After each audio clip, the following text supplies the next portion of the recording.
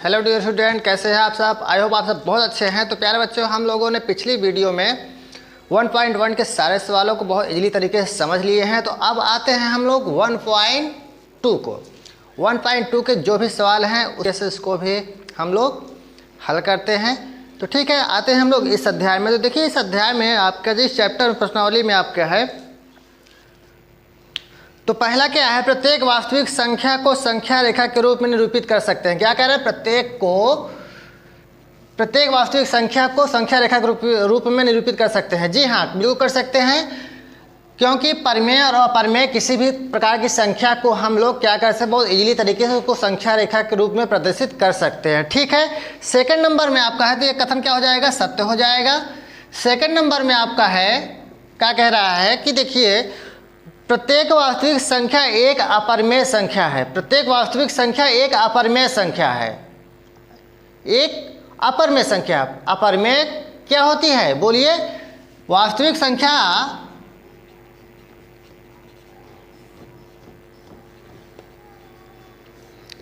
दोनों के में से बनती है ना, यानी परिमेय और अपरिमेय, है ना। दोनों प्रकार की संख्या से हमारे क्या बनती है, ये वास्तविक संख्याएं बनती हैं। तो किसी एक के होने से थोड़ी नहीं वो वास्तविक संख्या हो जाएगी, है ना। मात्र परिमेय है तो भी वो वास्तविक संख्या नहीं होगी, अपरिमेय है तब भी नहीं हो सकती है। ठीक है, इसलिए ये कथन क्या हो जाएगा, असत्य हो जाएगा। क्या हो जाएगा, यह कथन असत्य हो जाएगा। दूसरा नंबर क्या कह रहा है, दूसरे में कह रहा है कि √5 का दशमलव प्रसार की पुनरावृत्ति है, यह कथन सत्य है, पुनरावृत्ति नहीं है। क्या है, नहीं है। ठीक, तीसरे नंबर पे क्या कह रहा है, तीसरे में कह रहा है, निम्न संख्याओं को दशमलव रूप में लिखिए और बताइए दशमलव प्रसार किस रूप का है। किस रूप का मतलब यहाँ पे रंग से नहीं लिया गया है। ठीक है, तो किस रूप का है, मतलब ये शांत है अथवा अशांत है। ठीक, तो देखिए इसको करके देखा जाए। पहला क्या है, तीसरे का पहला क्या है, 56/1000, 56/1000। तो आपको करना क्या है, इसमें इसको भाग दे करके देखो, ये शांत है दशमलव का है, ये शांत है अथवा अशांत है। तो देखिए, जो नीचे रहा करे उससे आपको क्या करना है, भाग देना है ऊपर वाली में। ठीक है, 56। अब आप देख पा रहे हैं कि ये बड़ा हो गया और ये छोटा है, तो इसके या तो बराबर हो या फिर बड़ा हो तभी भाग जाएगा। नहीं अगर है तो आपके पास एक सिंपल फंडा है, आप पॉइंट बढ़ाइए, पॉइंट बढ़ाए, आप 1 0 ले आए। अभी भी देख पा रहे हैं ये बड़ा है, ये छोटा है, तो आप 0 भी ले लीजिए। अब देख लिए, बड़े इजीली तरीके से ये बड़ा हो गया। तो कितनी बार जा रहा है, 5 बार ले जाएंगे 5000 हो जाएगा, 6 बार ले जाएंगे 6000 हो जाएगा। तो ये जो है बड़ा हो जाएगा 6 बार ले जाने पे। ठीक है, तो हम ले जाएंगे कितनी बार, 5 बार ले जाएंगे। तो 5 बार ले जा रहे हैं तो ये कितना हो गया, 5000 हो गया। घटा दीजिए, बचेगा क्या, घटाइए 0 0 6, ये इतना बचा। अब क्या करेंगे, अब 6 बार ले जाइए,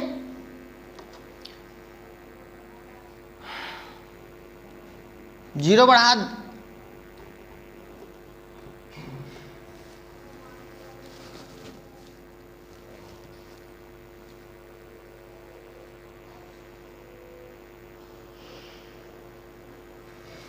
छः 600 है।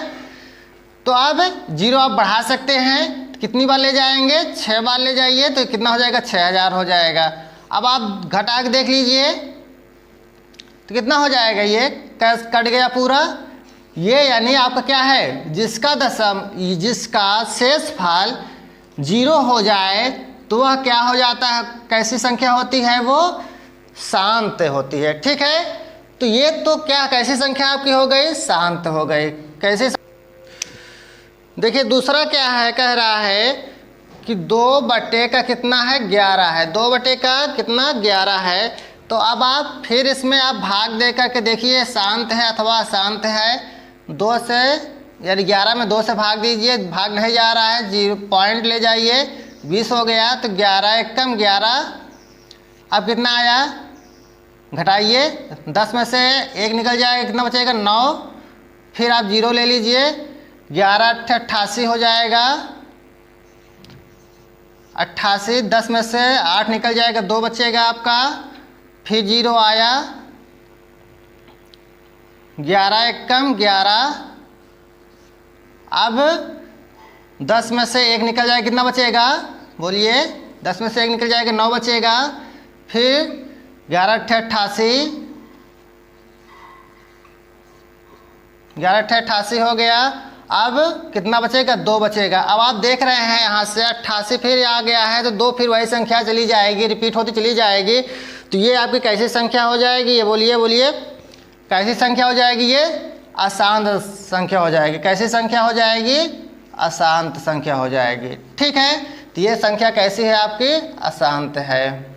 ओके, अब देखो तीसरा क्या है आपका, तीसरे नंबर को देखिए। तीसरे नंबर में कह रहा है 2 नहीं है,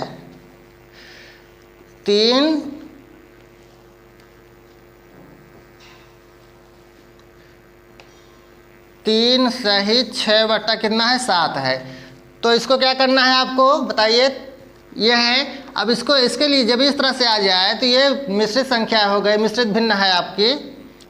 ठीक, जब इस तरह की संख्या आए तो इसका इसके साथ गुणा करवाइए, कितना है 3 है, और प्लस जो ऊपर रहा करे उसको आपको जोड़ देना है। ठीक है, तो अब देखिए 7 त्रिक 21, 21 6 कितना हो जाएगा 27, 27 बट्टा के कितना हो जाएगा 7 हो जाएगा। अब आपको 7 से 27 में भाग दे करके चेक कर लेना है कि ये शांत है अथवा अशांत है। ठीक है, अब हम लोग चलते हैं अगले सवाल पे। अगला सवाल आपका है, देखो चौथा नंबर में भी आपका क्या कह रहा है कि 3/7 के दशमलव प्रसार में पुनरावृत्ति अंकों की संख्या बताइए। ठीक है, तो आपको भाग दे करके देखना है कहाँ किस संख्या के बाद वो संख्या रिपीट हो रही है, उन्हीं संख्याओं को गिन करके आपको लिख देना है। ठीक है, तो अब चलते हैं हम लोग अगले 5वें की ओर। 5वां नंबर का आपका है, 5वें में कह रहा है कि निम्न संख्याओं को P/Q के रूप में व्यक्त कीजिए। ठीक है, तो दी गई हैं कुछ संख्याएं, उनको P/Q के रूप में आपको लिखना है। ठीक, तो देखो 0.4 के ऊपर ये बार है, क्या है, बार है ये। तो देखिए इसको करना क्या है, तो सबसे पहला काम आपको क्या करना है, माना हल कर लिख लीजिए, माना x बराबर आप इसको लिख लीजिए, कितना, इसको। अब देखो जैसे मैंने बता रखा है कि ये किसी भी अंक के ऊपर अगर बार का चिन्ह आ गया है तो वह संख्या बार बार रिपीट हुई है। ठीक, क्या हुई है, रिपीट हुई है, तो आप इसको लिख सकते हैं ऐसे। ठीक, अब आपको करना क्या है, इसको समीकरण 1 मान लीजिए। क्या करना है, समीकरण आपको 1 मान लेना है। अब आप यहाँ पे लिख दीजिए समीकरण 1 में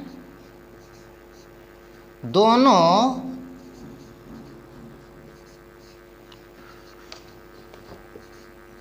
पक्षों में 10 से गुणा कराने पर लिख सकते हैं, करने पर लिख सकते हैं, कुछ भी लिख दीजिए, सही है। इतना हो गया, तब आपको करना क्या है, अच्छा एक चीज़ और, यहाँ पे हम 10 से गुणा क्यों करा रहे हैं, आगे मान लीजिए कोई संख्या, देखिए ये है कि पॉइंट के बाद जैसे 4 है, 4 पर एक संख्या पे बार है, तो आपको 10 से गुणा कराना है। किससे कराना है, 10 से गुणा कराना है। अगर यहीं पे अगर बार किसी और संख्या पे होती, 2 संख्या पे होती, तो यहीं पे आपको 10 की जगह पे 100 से गुणा कराना पड़ता। 3 संख्या पर होता तो 100 की जगह पर 1000 से हमको गुणा कराना पड़ता है। ठीक है, तो जैसे सवाल आगे मिलेंगे वैसे आपको बता दिया जाएगा। ठीक, आगे के सवाल आपको इस तरह के मिलेंगे। तो अब क्या करना है आपको,